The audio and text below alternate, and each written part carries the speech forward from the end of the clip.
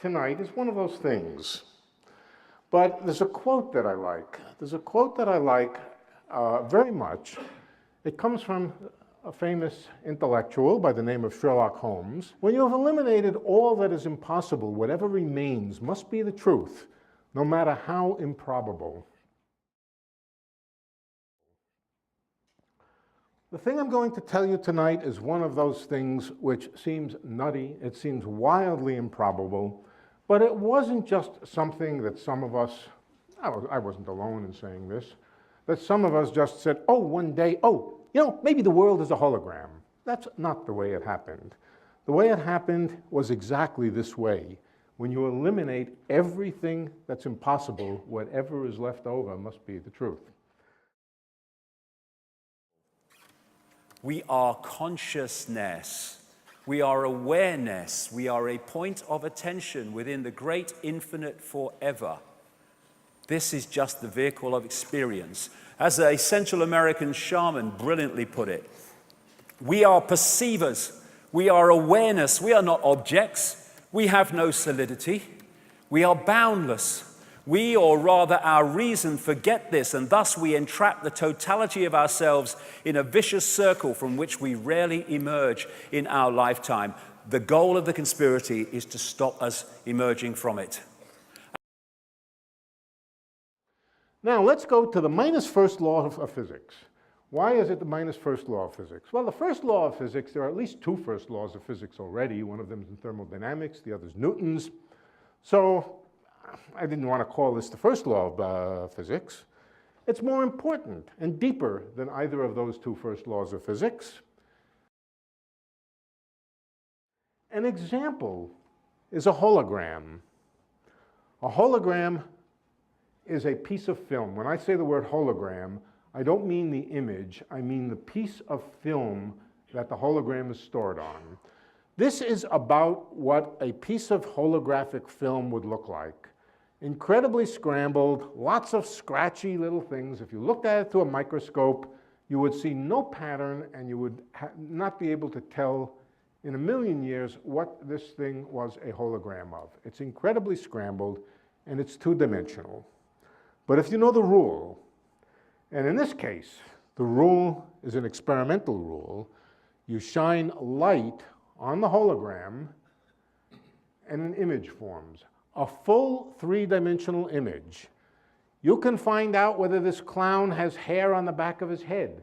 How do you do it? You go around to the back of the hologram and you take a look. But in a certain sense, the entire universe can be represented as a hologram, or any finite region of the universe, any big chunk of the universe can be represented as a hologram. But I want to convey something to you, that it's an extraordinarily remarkable fact. It's not a fact about me, it's a fact about the way human beings think, the way human beings, their cognitive abilities, that when you think about it for a moment, you know, a small, relatively small band of hairless apes has been able to deduce all of this, has been able to deduce such strange and totally unintuitive, very, very foreign ideas, very, very abstract ideas about the universe as peculiar and as unintuitive as the world is a hologram. I thank you.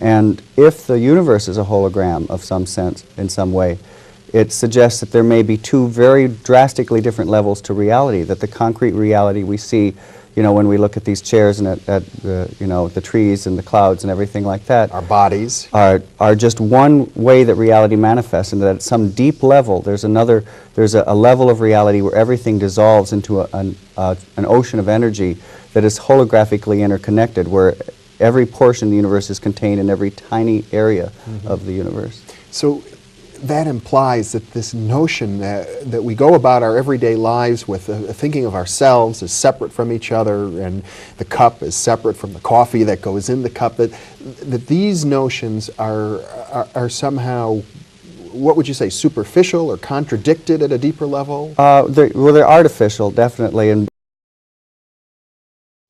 is that we've always tried to understand, for example, psychic phenomena, like how could I get information out of your head in my head, as some sort of signal going back and forth. But if we're organized, if we live in a universe that's organized holographically, you no longer have to tackle it that way. It could be that I have the entire universe and every neuron, every cell, every atom, every electron in my head, and you do also. Right. So when we can access that, we can access information that seems to be beyond our normal sensory reach. Well, you know, I'm very interested in psychic phenomena, and I know you've had many personal experiences, right. and I want to touch on it, but this is not a model that was developed in order to explain psychic phenomena. And I think to neuropsychologists like Carl Pribram, the fact that it happens to provide an explanation for psychic phenomena is almost a bit of an embarrassment, that he developed the holographic model because he was trying to come to terms with memory. Right. So let's talk about that. Sure.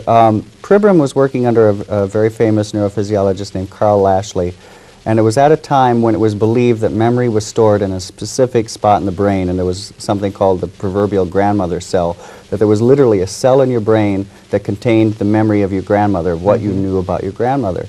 And so they did a rather gruesome series of experiments for animal lovers, but it came out with some very profound information. They took rats and they taught them how to run mazes.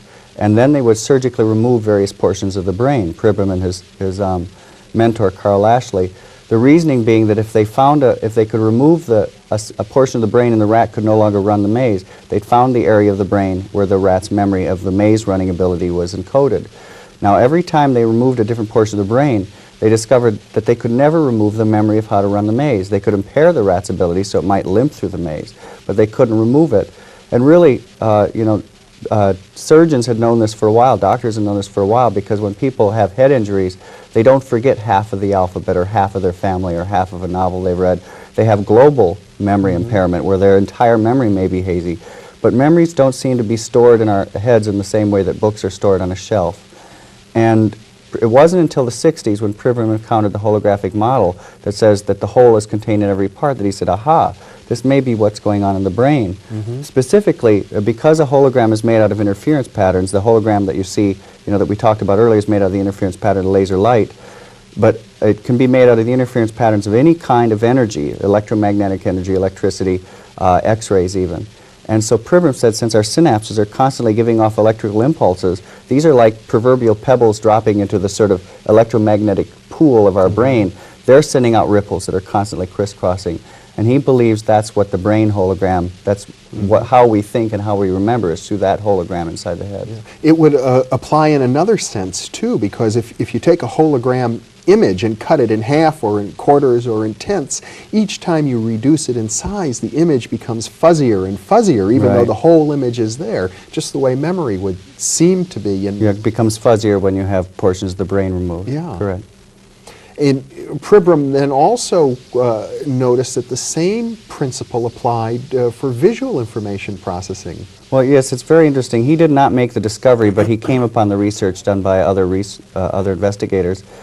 And that is another very interesting thing. As you know, Mother Nature uses all kinds of mathematical languages. When we go to understand physical phenomena, we generally find that there's some sort of mathematical underpinning to whatever the phenomena is. There are uncountable mathematical languages.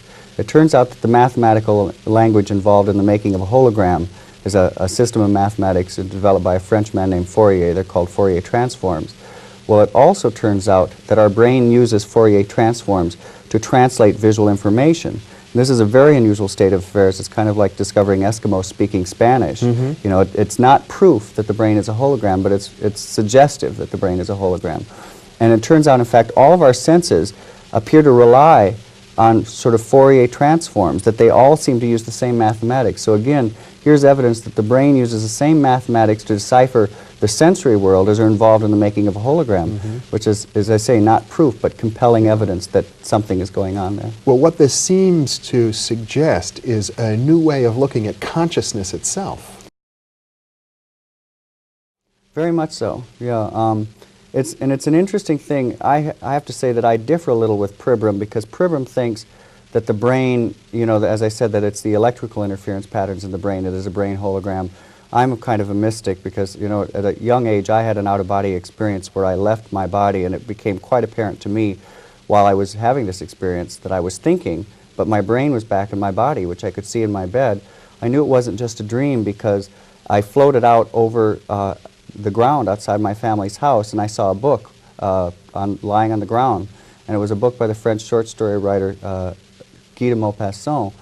And the next day, a neighbor said, "By the way, Michael, I lost a library book by Guy de Maupassant. Have you seen it?" And I thought, well, I floated over it last night. I didn't tell the neighbor that, but there was the book.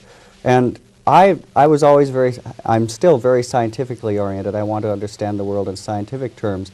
But it was really the first time that I sort of had to confront, you know, the difference between my spiritual beliefs that we can survive, you know, our bodily death, and this deeply held belief, scientific belief.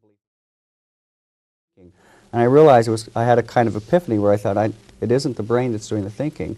So I am not entirely certain that it's just the electromagnetic interference patterns that is the brain hologram, because those obviously would perish when the brain perishes.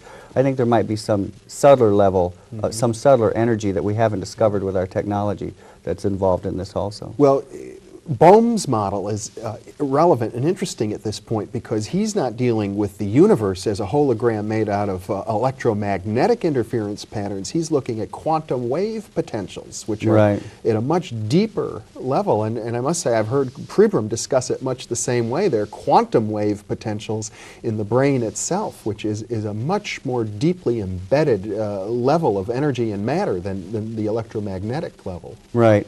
Bohm, it's a funny thing in science. The great physicist Hermann Bondi called it the lure of completeness, that we tend, when we find some sort of outermost perimeter to what we can measure, we assume there's nothing beyond it. And I refer to it, it's kind of like you know, in ancient times when we only knew a certain portion of the world, people always seem to say beyond the edge of the map there be monsters, that there was nothing there.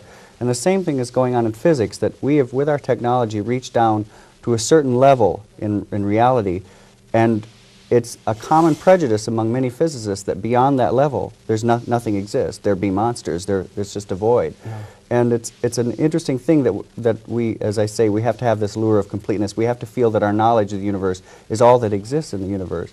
Bohm, I think, is very wisely is one of the few physicists who comes out and kind of says the emperor has no clothes, says, what rational basis it's just prejudice that we assume nothing exists beyond this level of reality. And he feels that there are all kinds of domains of reality beyond this level, this microscopic level, and he theorizes that there may be untold, uncountable, subtler energies in these levels. The foundation of this universe is not this. This is just a projection, a decoded version of it. The foundation of the universe is vibrational waveform information fields, which we decode through the electrical into what is the holographic. I'll get to that. In other words, this world is a reflection of that. This is where it all comes from. We're going deeper in the rabbit hole now. Pribram, as I said, says that we're thinking with holograms inside our head, and that out there exists something that's more akin to the radio waves in the room from which your TV gets the image. So in essence, we're kind of conscious TV sets. And what we think is reality when we look out here is really just the image on the TV set inside our mind, but doesn't exist out there. And Pribram says this is why there's all kinds of evidence that we seem to respond more to the models of reality in our head than out there. Even colors are frequencies, waveform frequencies. That's all they are. Everything in this reality is a waveform frequency. And so this is what I call the metaphysical universe. This is the waveform construct in all its forms. And we're decoding it through into what appears to be a solid world. It's actually illusory solid, holographic. And not only are we decoding this, we are also posting information onto this by our thoughts, responses, and actions. It's a two-way thing. It's like the cosmic internet, as I'll get to.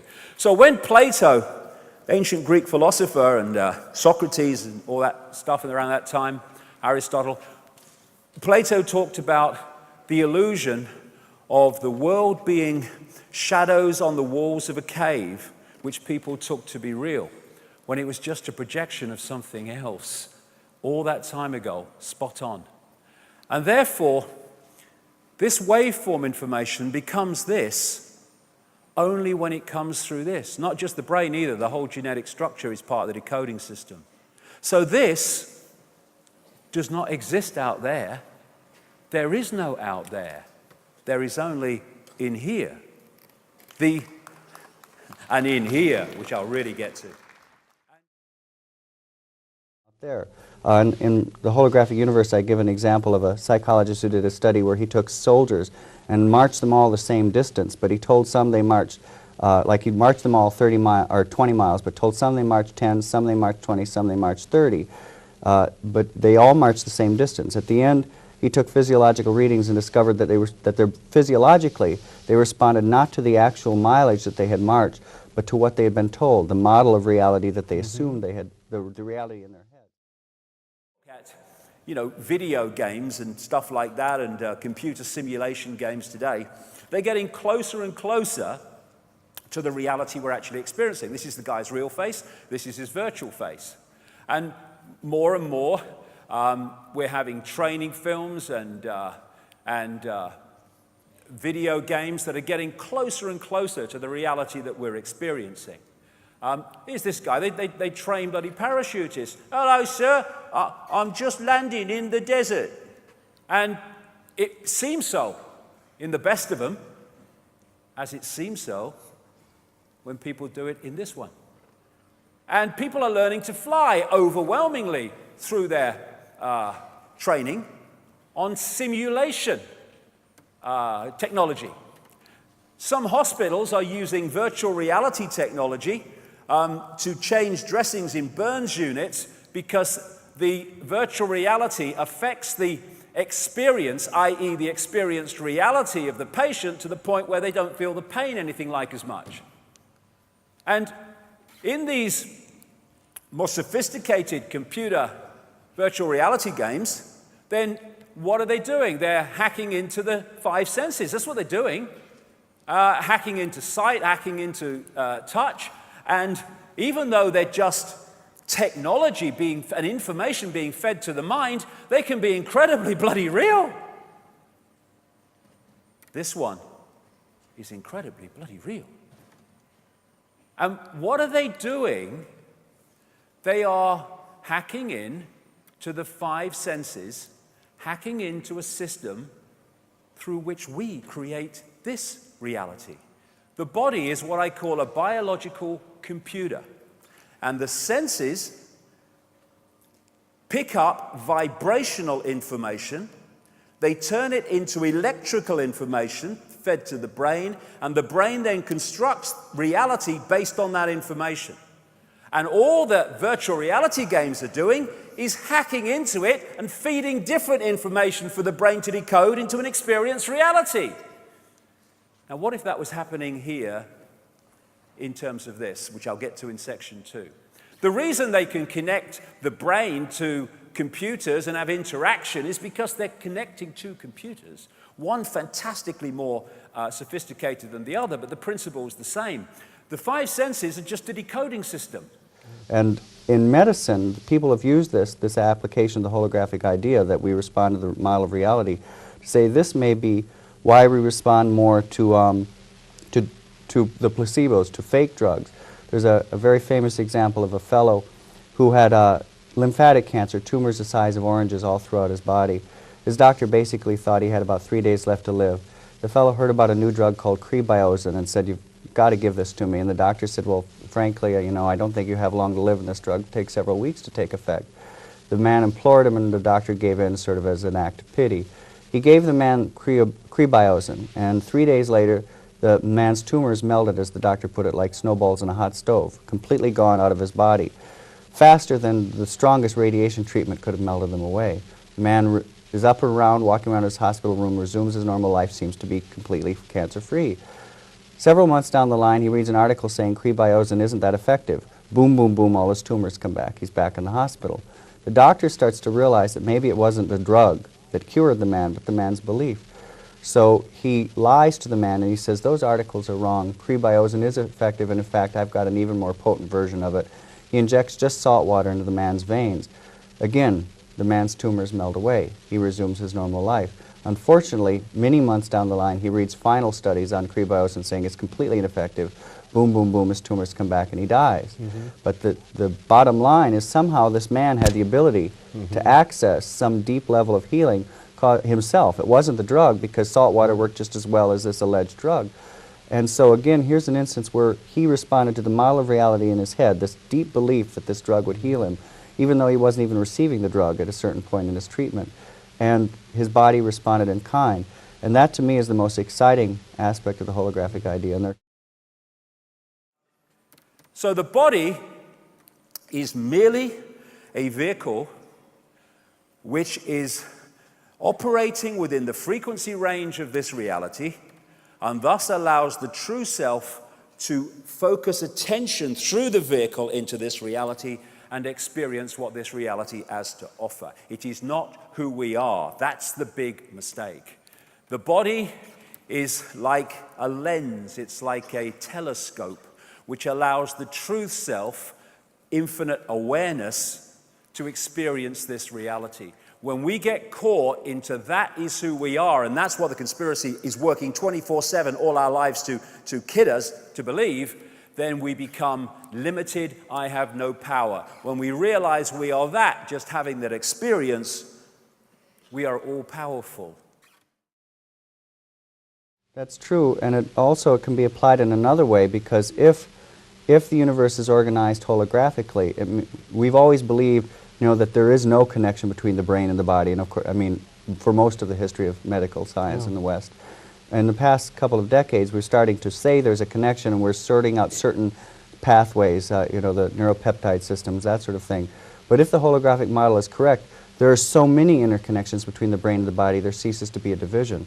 So it becomes almost a moot point to say, what is the pathway? How is the brain connected to the body? Because there's no difference, just like there's no difference between those two electrons. Well, and to take it a step further, as you do, one might say there's no solid, clear-cut distinction between ourselves and the rest of the whole universe. This has profound implications for spiritual experiences, of which you've had quite a number, and perhaps in the time remaining we should touch on more of those. Yeah, very much so. As I said, I've always been very interested in science, but I also grew up with a lot of very unusual experiences, not the least of which is that I grew up in a house with a poltergeist haunting.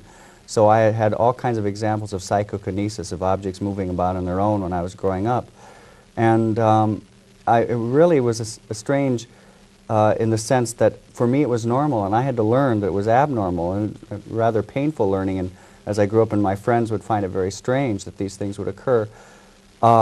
And one of the things that Bohm says, because Bohm addresses the topic of psychokinesis, is again, we may be mistaken to try to approach psychokinesis by saying what energy is leaving the brain to move the object, because as Bohm says, there's no division between the objects. Psychokinesis means mind over matter. Right, moving the objects was just the power of thought alone. That we are as connected to that object as borderless, we're a continuum with the object, as the patterns in a carpet. So for us to move the object may be, Bohm says, just an act of resonance, of realizing that there's no division between us. And can we talk for a moment about the issue of life after death, or spiritual experiences of other realities? Yeah, that's one of the areas you had mentioned earlier, that one of the exciting things about the holographic idea is that people have taken this and explored all different realms. That some have used it to say this is how acupuncture works, because it turns out that there are little micro-acupuncture systems where you can find the entire body in the acupuncture points of the ear. Recapitulated in, in the ear, yes. Right. So we've talked about the placebo effect. Some have said that the holographic idea applies in near-death experiences. One of these individuals is Kenneth Ring, who is at the University of Connecticut, studies near-death experiences. And it's interesting because in report after report of people who have been declared clinically dead, go to some apparent other level of reality and then come back, they refer to this other level of reality with terms like frequency and energy and even hologram, that it's a more plastic level of reality where thought seems to create things instantly. There are instances of people having near-death experiences where they think they're hungry and instantly food appears. Or perhaps an even better example, when people find themselves out of their body, There are cases where people look down and see that they're in a naked body and they go, oh my gosh, I'm naked. Instantly they have clothing on. Now we don't assume that clothing has a soul, you know, that it has a spirit that survives. So somehow it appears that the mind can sort of pull out of this ocean of frequency a hologram of clothing. And this is what Ken Ring says, is that we're entering deeper into the hologram when we have near-death experiences, when we leave our bodies. So there's so many different areas that have kind of been at the fringes of our understanding that we can now begin to look at with new eyes.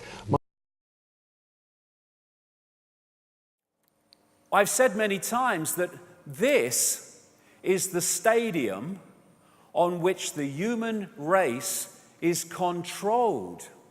Because if you can control the way this decodes reality from the information it's receiving, then you control that person's perception of self and reality. That's the foundation of it all. Everything else, like I say, is detail. So, in this scene from The Matrix, when Neo said, "This isn't real," and Morpheus said, "What is real?" How do you define real? If you're talking about what you can feel, what you can smell, taste, and see, then real is simply electrical signals interpreted by your brain. Exactly. And what if there were people that understood that and understood how to manipulate the way people's brains interpret that information, what power they would have? That is what is happening. So we have these virtual reality lives we think are real. You know, oh yeah, I've got a nice car, mate. Yeah, I've got a big house. I'm quite good in banking. Oh, me, I'll make it up as I go along, my life. Yeah, oh, me, my life's falling apart. I'm only just holding it together, mate. You know, we're holding all these bloody virtual lives when what we are is infinite consciousness having that experience. So the world is not outside of us. It just appears like that. I grant you it does. But it's not. It's illusory. It's within us. Within us, that's where we are decoding reality. And this is the key. This is the gateway. This is the gateway, the doorway out of the prison. I'm going to go into this very, very deeply as we go through the day. The power of the heart. We think of intellect, the brain. That's a very low level of awareness. This is the real level of awareness that connects us beyond the world of the illusion into the greater ocean of awareness, the greater love, intuition. This is where intuition comes from. We don't say, oh, I just intuitively feel, do we? We go, I just intuitively feel. We're doing the body language and we're indicating where this is coming from. And it is innate intelligence. It's not, I've been to university and I've remembered all these things, what dogma told me, and I passed my exams. That's not intelligence, that is memory, overwhelmingly.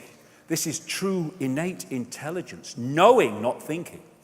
And I'm not just talking about the heart that pumps the blood. I'm talking about this heart vortex, which is the spiritual heart, which opens us through into the greater ocean. If we open it, if we don't, it shuts us off from the greater ocean. There's an organization in America called the Institute of Heart Math, which does a lot of research. Its whole kind of focus is on the power of the heart. And it points out that the most powerful electromagnetic field in the body is the heart. There are more nerves going from the heart to the brain than coming the other way. And they found something else in their research, that if the heart and the brain and the central nervous system are in coherence, electromagnetic harmony coherence, the person goes into a completely different and much, much higher level of consciousness and awareness.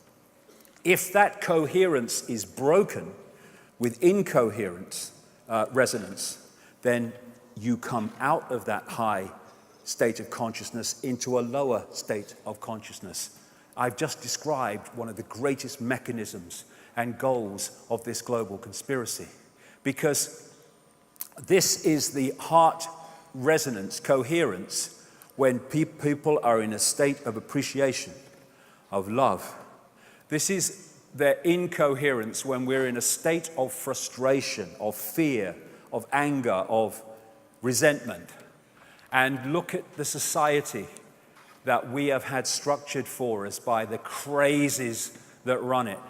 It is a factory, a global factory of all the emotional states that knock us into heart incoherence and thus hold us down in a lower level of consciousness.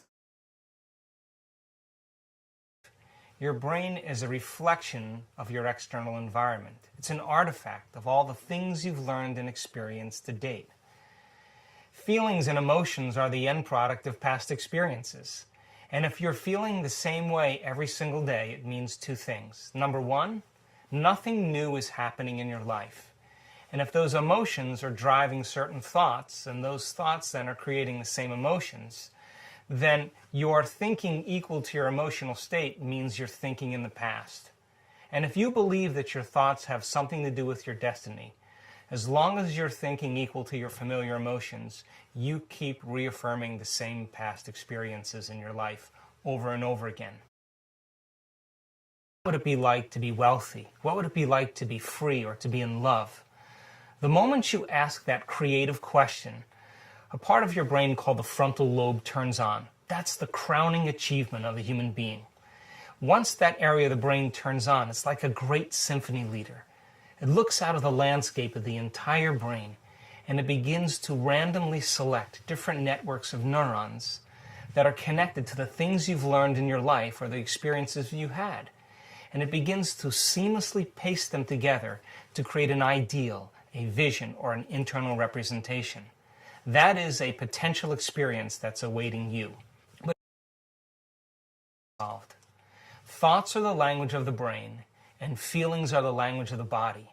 And how you think and how you feel creates a state of being. Once you can begin to emotionally embrace that future reality before it's made manifest, when you combine that clear intention with an elevated emotion, the freedom, the joy, the inspiration, the genuine love that you feel or gratitude from that experience, the moment you do that, your body, as the unconscious mind, begins to believe it's living in that future reality in the present moment. Now you're moving into a new state of being, into a new personality. And a new personality creates a new personal reality. And when the brain is coherent, the heart is coherent. When the heart is coherent, the brain is coherent. And so why don't we live by these states on a daily basis?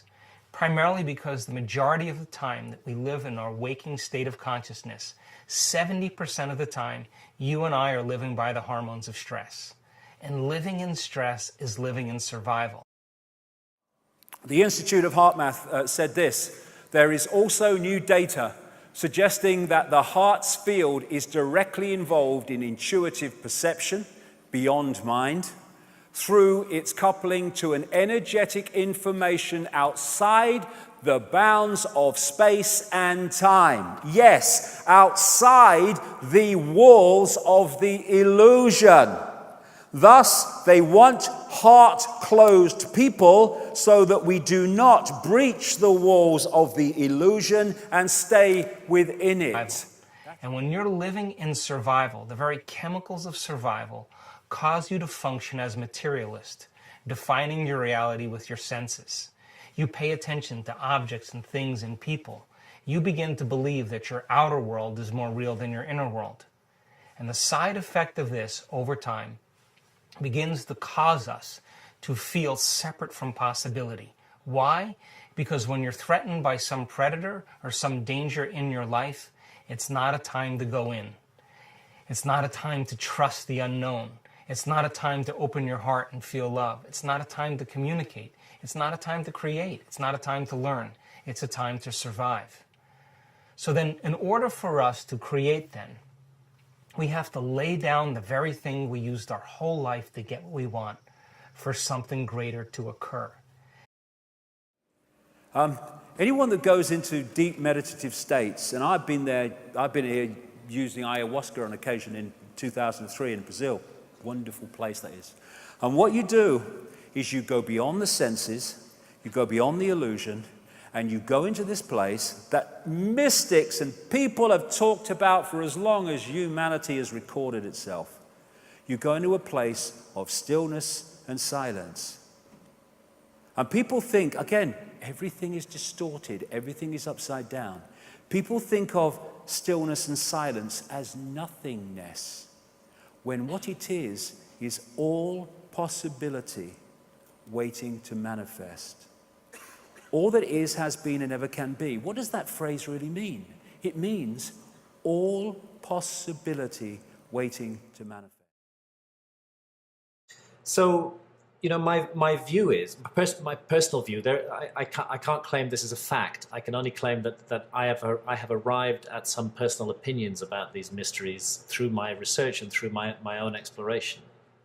If I were to put money on this issue as a kind of bet, I would say that what happens to us in altered states of consciousness, certainly what happens to me and others who I know, in an altered state of consciousness induced, for example, by ayahuasca or by pure DMT, is that we are gaining insight and a direct connection to another level of reality, which indeed interpenetrates and surrounds our own, but is normally not accessible to us.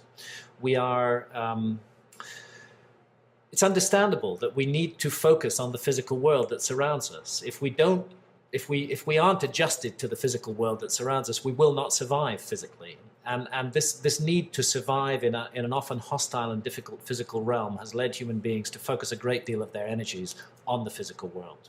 But what the altered states of consciousness seem to allow us to realize is that there may be other realms beyond that, perhaps non-physical realms, in which we may have experiences and encounters that can be shared by others. Why is it that people all around the world, when they enter altered states of consciousness, have remarkably similar experiences of realms that, according to orthodox science, are supposed to be non-real? The conventional theory of hallucinations, as I understand it, is that in a state of disturbed brain chemistry, the individual sort of randomly stitches together various wild thoughts and experiences, puts it all together into a kind of mishmash.